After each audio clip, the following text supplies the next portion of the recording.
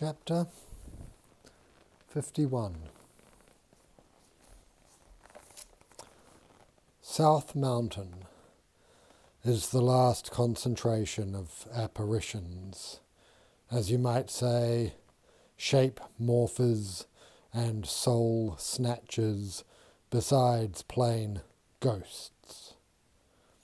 Beyond lies wilderness, where quite another presence reigns, undifferentiate, that whichever precedeth ghostliness. Dixon takes to wearing a coonskin cap. Mason is alarmed that something has happened to your hair, is what he says aloud, whilst thinking that Dixon has become a werewolf, or even worse, some new world creature without a name, at home among the illimitable possibilities of evil in this forest, some manifestation to daylight denied.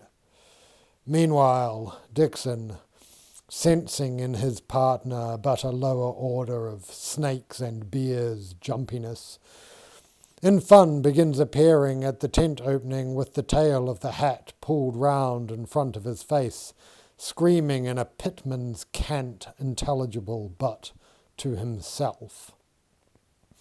Mason's reactions are all he is hoping for and more. The quill goes into a panicky skate off the page. Mason looks frantically about for a weapon. Dixon quickly reverses the bushy tail. Surprise? Not funny. Don't like me, chapeau? Well, I hadn't done Punch's voice yet. At Mason's blank look. Tha mean, thou've never done this with thy wig. The children love it. Fascinating. Apparently I was never allowed the opportunity.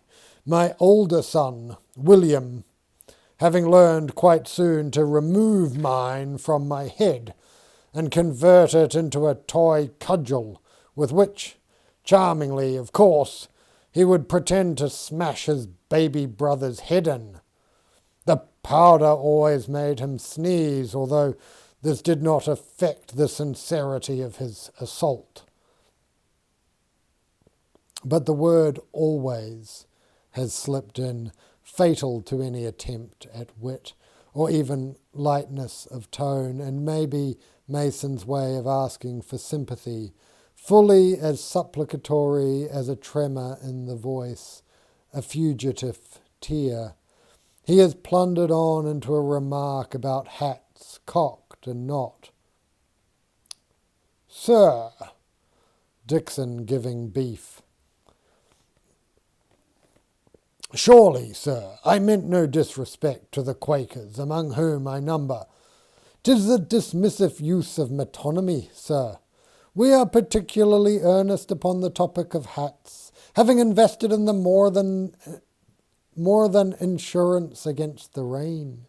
Our history as a sect, having begun with a hat that remained upon its head, and mercifully the head upon its body. Later, Mason seeks revenge. Dixon, having drifted into a hypnagogic passage in which, amid a profligacy of stars rushing by, he is traversing straight upward, zenithward. Eh! He is awake and screaming. Mason is ringing a small iron bell rapidly in front of his nose. Indians! Americans! Where's my rifle? What? 'Tis Capella, smirks Mason, about to culminate, and though I do prefer the clock myself, as it is your, ye might say, workstation, reluctantly must I yield it to you, I suppose, and go clap me eye to the old snout once again. I wasn't asleep. Fair Blapsia, I am thine. Pray you, sir, a moment's mercy. Who said that? I didn't say that. Mason's look is poised between pity and annoyance. I've been awake. I remember when Farlow and Boggs came by, with their voucher situation, a lively whim-wham for fare. Boggs and Farlow didn't. That is to say, ha! Happened 'twas thee asleep then. I puzzled that they spoke so quietly. I was awake all the time. They were never here. You must have dreamed it. Oh, thou looked awake, but I mind thy gift of sleeping with thine eyes wide open. I can't help that. My father did it too. It's given me nightmares for years. I couldn't bear to look at it. How can you? Doesn't it trouble you? Me? Why, no. Why should it? Some individual pretending to stare at me whilst his soul's off, God knows where, having adventures imperfectly recalled. Why should any of that trouble me, particularly the question of what, in thy absence, is doing the staring for thee? What caretaker, what verger of the temple of the self, eh? Yes, and the stare you speak of, do my eyes, in a sense, roll upward into blind white ovoids, and are your dreams not invaded by the sinister, unseeing gaze, ever charged with some imminent act you must upon no account remain there to witness? Aye, screams Dixon. Aye, the blank as boiled eggs, and worse, for irisless and unpupilled, yet do they go on squinting at me, as if... Yes, never mind. No, pray you, I'm interested, very interested indeed. Wind shoves against the tent. Rainwater somewhere drips into a kettle. The flames of the tallow dips are ever uncertain. From the forest now proceed sounds, real ones, that neither surveyor has heard before, and that each is too embarrassed to mention to the other. Dixon, having the finer tolerance for mysterious intrusion, breaks first. All right, I know you hear it too. It's rhythmic and high-pitched, aye. I say it's Indian drums, and they're talking about us. And I say 'tis a dog, Mason sombre, a particular dog, with a syncopated bark. Oh yes, a dog well known and much feared in this region. Withal, a dog. Wait then. Where's my flask? If we're having a toast to the animal. Outside something is creeping by. Hold! Dixon seizing a pistol and diving out the tent flap into the rain with a smoothness Mason has rarely observed. There is some jingling and shuffling. It's the young McLean, cries Dixon. Felicitude, mutters Mason. What next? Invite him in for a drink, I suppose. In pokes Dixon's head, considerably wetter. Nath's of your mind. Thinks it's a dog. I still say it's a drum, though perhaps of unconventional design. Say, how much of that stuff in the bottles is to hand? They now are joined by other crew members who have heard and are unhappy with the pulsing, uncertainly distant noise. Warily Mason pulls on oilcloths, tugs his service-grade beaver over his knob, and emerges to mill about as perplexed as the rest, hoping no one will look to him for leadership. Soon the place is so full of crew that they decide to move on into the mess tent, where already Mr. Barnes and his band have been conversing separately. "Gents, we are all agreed," the overseer greets them. "'Tis the," whispering for the first time since they've known him, "Black Dog. Probably out seeking to relieve himself upon one or more of his personal trees," adds Matt Marine, "which will no longer be there, having been chopped down for our visto. The BD will likely be very put out at this, for he does like his personal trees, you see." "Shall he retaliate?" wonders Mason. "What measures should we be taking?" Mason, may I suggest that this is all but a form of joint mirage, offers the Reverend. Something very like it having been reported in the Philosophical Transactions not long ago, as you may recall.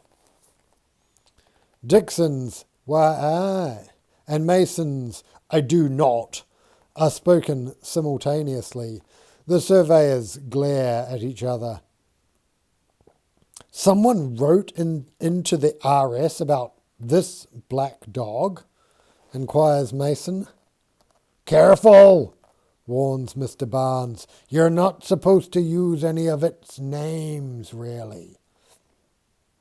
"Really? The black dog. Can't say the black..." "Shh! 'Tis one of the things that are never said." "Oh," Dixon curious. "And the others are?" "An extended list, sir." "And of course thou'd rather not recite it aloud. Is it not yet enough the Catholic axemen blessing their bits each morning with holy water, the astrologites newly reluctant to work when the moon is void of course, the Presbyterians ever brewing potions and scrying the entrails of toads, and now a list of things that may not be said?" "Ah," Mason a squint. "Finely set these days? Am I not given to understand that no Geordie can ever quite bring himself to pronounce the name of—" "Don't say it!"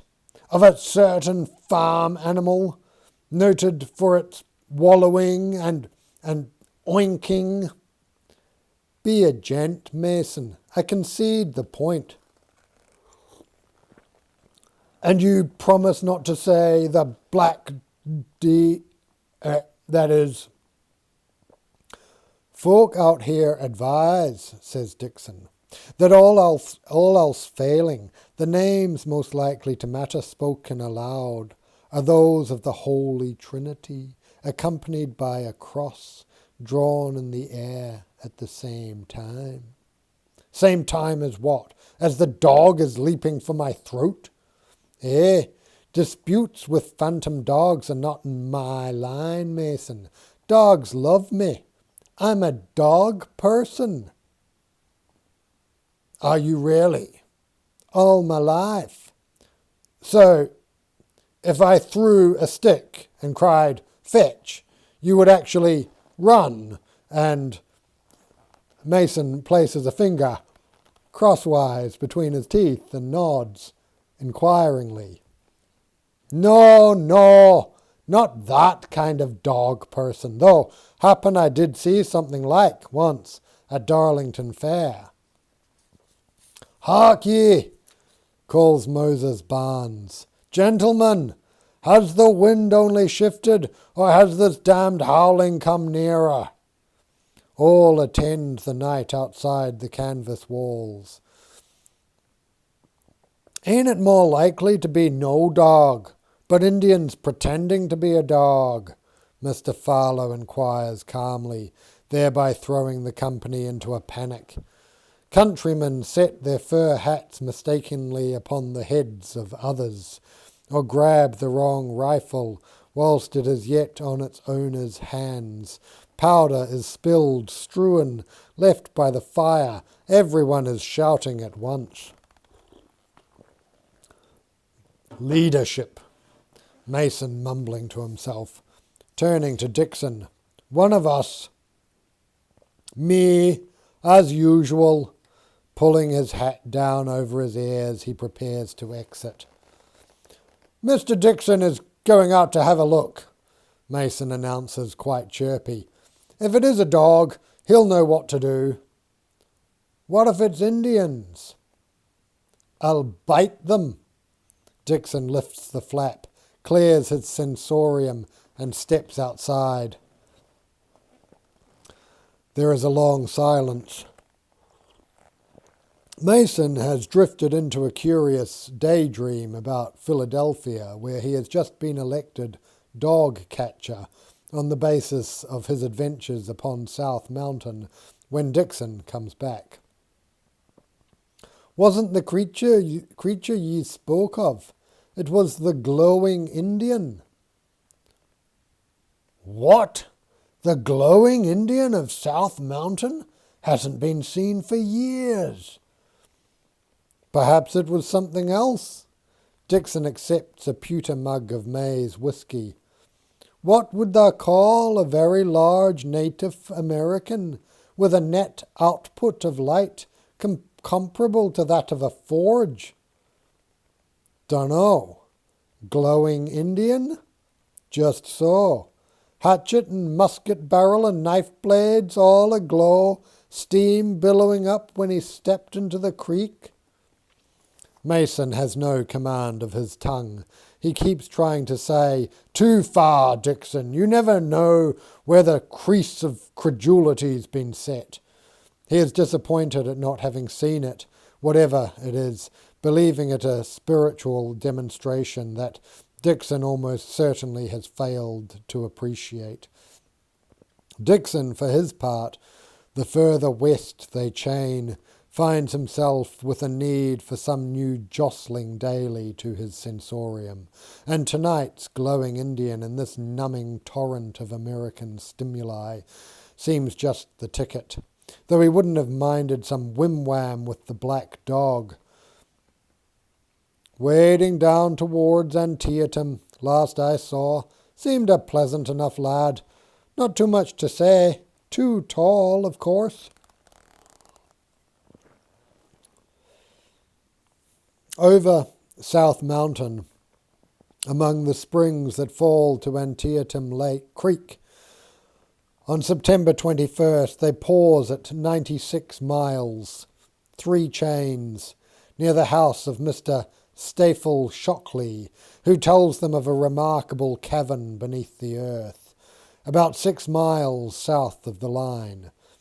In the winter, English church services are held in it. Mason's hat begins to move as from some agitation beneath it.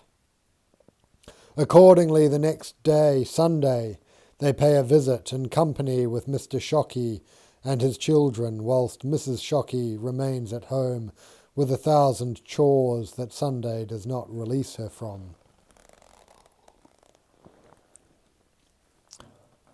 The entrance is an arch about 6 yards in length and 4 feet in height, when immediately there opens a room 45 yards in length, 40 in breadth, and 7 or 8 in height, not one pillar to support nature's arch.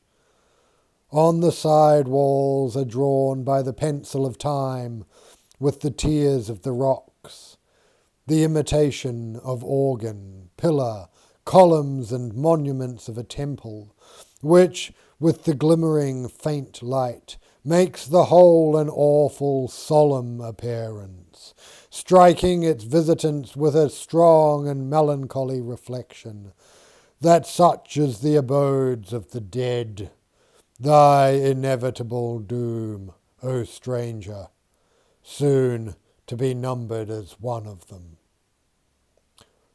So it reads in the field book. They handed that in? Ethelma in surprise. Part of the official record, Uncle Ives' eyebrows descending.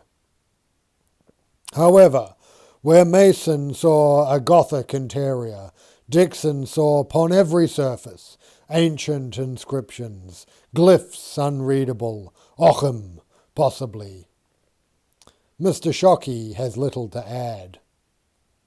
The Indians, it seems like they stayed away from here, bad spirits or something. So if it's writing, it'd have to be older than them.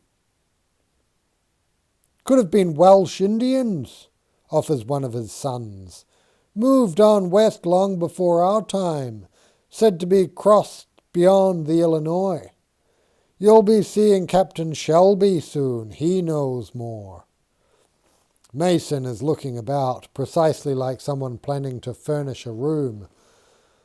Nor summer's heat, he will whisper later that night, unable to quit the fire. Nor winter's freeze need bother us, snug in the earth, those ceilings high as heaven. Dixon is not quite so entertained. The cave oppresses him. He has mentally measured it, as surveyors do, and is trying to imagine what form of life might be calling something as spacious as this, home. And what might become of the Anglican population out here should the dweller show up unexpectedly one Sunday during service. All the way back to the Visto, Mason is seized by monology. Text, he cries, and more than once. It is text, and we are its readers, and its pages are the days turning, unscrolling as a pilgrim's itinerary map in ancient days. And this is the chapter called The Subterranean Cathedral, or The Lesson Grasped. You must make sure I do not attempt to return. Didn't you feel anything, you people with your second sight and eldritch powers? Why, I've seen better at Painswick Fair. Yeah, a lad brings in a well or two, and right away 'tis wizard me this, wizard me that. Can you stretch me a bit of chain today, do you guess? Thank thee for asking. I'd been planning to crowd thee. They neck rein their horses in opposite directions, till they're as far apart upon the road as they can manage, and continue their return from the world beneath the world to the line beneath the stars.